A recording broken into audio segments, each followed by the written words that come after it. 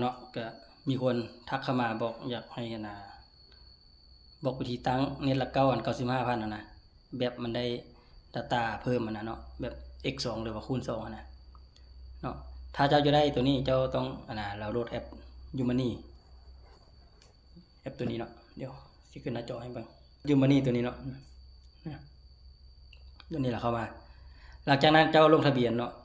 ถ้าเจ้าลงทะเบียนบ่เป็นก็ทักมาหาเนาะเจ้าโหลดตัวนี้แอปตัวนี้มาก่อนนี่ข้อชี้แนะนำวิธีลงทะเบียนให้หรือว่าเข้าไปเบิ่งในคลิปเขาก็มีดอกสอนวิธีลงทะเบียนนะแอป Umani นะเจ้าพิมพ์เข้าไปใน YouTube ก็ได้เนาะวิธีลงทะเบียนแอป Umani เนาะมันก็สิเขียนภาษาอังกฤษเด้อ Umani นะมันสิออกมาเนาะวิธีลงทะเบียนเนาะหลังจากเจ้าลงทะเบียนแล้วเจ้าก็ใส่รหัสเบอร์โทรอย่างเข้าไปเนาะเขาไปเปิดเลยเนาะแอปตัวนี้นะเดี๋ยวค่อยสิบอกวิธี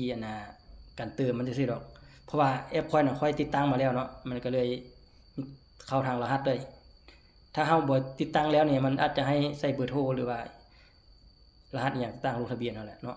ตามที่เขาแนะนำถ้าเจ้าเฮ็ดบ่ได้ก็ทักมาหาค่อยเนาะถ้าบ่เข้าใจนะค่อยว่ายังหลายๆคนที่ยังบ่ทันรู้เติมทางด้านนำใช้ Umani เนาะส่วนหลายจะไปเติมทาง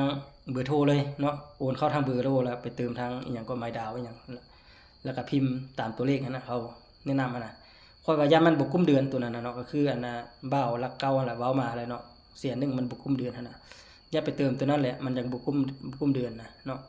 ก็คือเราบอกนั่นแหละให้พัฒนานะเขาละพัฒนาแล้วแต่ว่าตัวเองบ่พัฒนาไปนำเขาเนาะก็เลยว่าบ่ฮู้ซะแอปตัวนี้มันเขาเอาเพิ่มขึ้นมาในแอปหลักเก่าเนาะ Umani เนาะเขาเอาเปลี่ยนตัวนี้เนาะเดี๋ยวสิค่อยสิบอกวิธีเขาเบิ่งเด้อเขาจะรหัสก่อน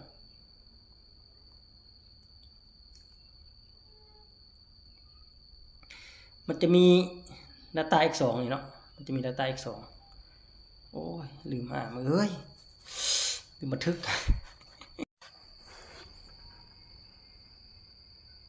เดี๋ยวนะค่อยบันทึกหน้าจอเดี๋ยวค่อยสิเอาลงให้เบิ่งว่าวิธีเข้ามันเป็นอะไรเนาะเข้ามาแล้วพี่น้องอันนี้ก็คือเป็นแอป Umani นี่เนาะตัวนี้เนาะนี่ตัวนี้แหละให้พวกเจ้าไปดาวน์โหลดมาเลยถ้าผู้ใดบ่ทันมีเนาะนี่เนาะตัวนี้แหละสำหรับค่อยลงทะเบียนแล้วเรียบร้อยแล้วตัวนี้นะตัวนี้ถ้าพวกเจ้าอยากก็ไปดาวน์โหลดมาแล้วก็มาติดตั้งเนาะติดตั้งขึ้นมาแล้วก็ให้พวกเจ้าลงทะเบียนถ้าลงทะเบียนบ่เป็นก็ทักมาหาค่อยก็ได้เนาะค่อยสิบอกวิธีให้ลงทะเบียนได้เนาะก็สิเฮ็ดคลิปให้ก็ได้หรือว่าเอาเบอร์โทรเข้ามาให้ค่อยให้ก็ได้เนาะเบอร์พวกเจ้าเข้ามาค่อยสิใส่ให้เนาะลงทะเบียนให้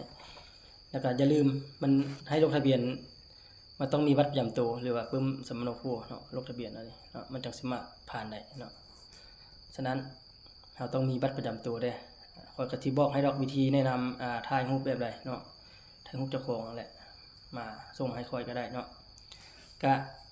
บ่ให้ส่งมาทางกล้องคอมเมนต์เนาะยันเขาเจ้าสิแคปเอาหยังก็รูปบัตรต่างๆไปก๊อปปี้เนาะไปก๊อปปี้เป็นเขาสิไปเฮ็ดแนวทางที่บ่ดีว่าซั่นซะให้ส่งมาส่วนตัวเนาะอันนี้เนาะบ่ให้ทางส่งมาทางคอมเมนต์หยังเนาะให้ส่งมาทาง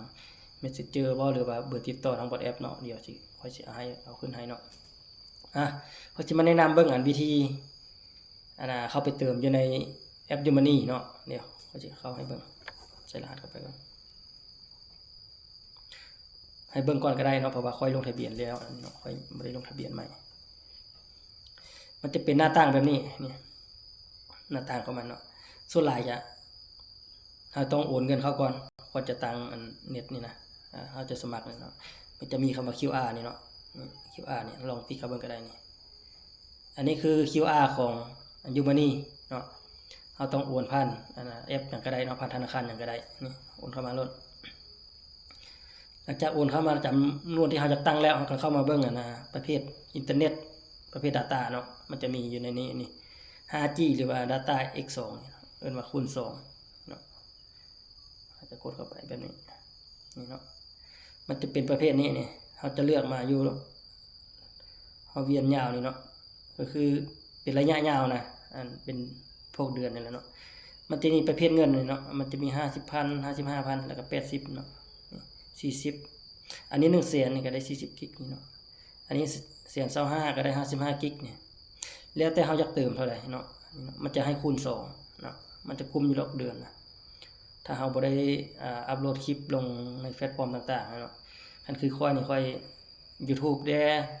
Facebook แด้ TikTok แด้มันจะเปลืองได้จักหน่อยเนาะถ้าว่าตัว 95,000 นั่นเนาะนี่จะเป็นตัวนี้เนาะนี่เนาะตัว 95,000 นี่มันจะฟรีทุกอย่างเนาะการที่เฮาเข้าออกเบิ่งหยังทุกอย่างเนาะแต่ว่าการที่เฮาจะโหลดคลิปโหลดหยังอัปโหลดนี่นะมันเสียเงินเนาะตัวนี้เนาะมันบ่ได้ฟรีการเฮาโหลดคลิปนี่นะแต่ว่าเฮาเบิ่งหนังฟังเพลงเข้า YouTube TikTok WeChat WhatsApp อีหยังนี่บ่เสียจักกีบอันนี้เนาะเบิ่งฟรีเลยตัว 95,000 ตัวนี้เนาะแถมจะได้เงินอีกคูณ2เจ้าเติมไป 95,000 เจ้าจะได้30กิกมันจะเพิ่มให้เจ้าอีก30กิกเป็น60กิกนี่ซ้ำสิลิ้นหมดเดือนก็บ่เบิดเนาะถ้าเจ้าบ่ได้โหลดหยังนะคุ้มค่าที่สุดตัวนี้ก็คือตัวนี้แหละนี่เนาะเวลาเจ้าลงทะเบียนเจ้าก็ตั้งลด 95,000 เนาะอันนี้ก็คือการตั้งเน็ต 95,000 สิ่งที่ค่อยเคยตั้งเนาะอันนี้แหละตัวนี้แหละเพราะว่าค่อยยังได้โหลดคลิปโหลดหยังค่อยเดือนนึงบางเทื่อก็2เทื่อบ่ได้ค่อยนะช่วงใดค่อยอัปโหลดคลิปไปหลายค่อยก็สิเติม2เทื่อแต่ค่อยก็บ่ได้ว่าดอกว่ามันเน็ตเปลืองเน็ตช้าเนาะเพราะว่าเฮาอัปโหลดคลิปหลายเด้เนาะเฮาก็ต้องเสียเงินหลายเนาะอันนี้ก็ขึ้นกับเฮากับตัวเฮาเองเนาะถ้าว่าคือเบ้าอันนี้เว้านี่ก็เบิ่งหนังฟังเพลงจังซี่โอ้ยค่อยว่านอกจากโหลดคลิปแล้วบ่เบิดจักเทื่อเนาะหรือว่าถ้าเจ้าไปตั้งทางเบอร์หั่นเนาะอันนั้นก็ว่าบ่ได้เพราะว่าค่อยบ่เคยตั้งตัวนั้นนะค่อยว่าบ่แน่นอนตัวนั้นนะเพราะว่ามันหยังยันมันบ่ได้มีฟรีมีหยังอันเด้เนาะถ้าคือตัวแอปตัวนี้มันเห็นเลยคำว่าฟรีนี่มันจะเขียนบอกให้ทุกอย่างเลยเนาะตัวนั้นมีแต่เฮาพิมพ์ไม้ดาวหยังแล้วก็ใส่ตามเขาเจ้าแนะนำเนาะยันมันบ่ได้ฟรีนะเพราะว่ายันถึกหลอกก็มีเนาะเพราะว่ามิจฉาชีพมันก็หลายเด้เนาะถ้าพวกเจ้าเข้ามาแอปตัวนี้พวกเจ้าบ่ต้องย้านเนาะเพราะว่ามันมีอยู่ในนี้หมดมันเป็นแอปของบริษัทของ Unitel โดยเฉพาะนี่เนาะให้ทุกคนลองไปเฮ็ดลองเบิ่งเนาะถ้าบ่เข้าใจก็ลองทักมาหาเนาะค่อยก็มีเวลาสิแนะนำให้อยู่ก็ฝากทุกคนซำนี้ก่อน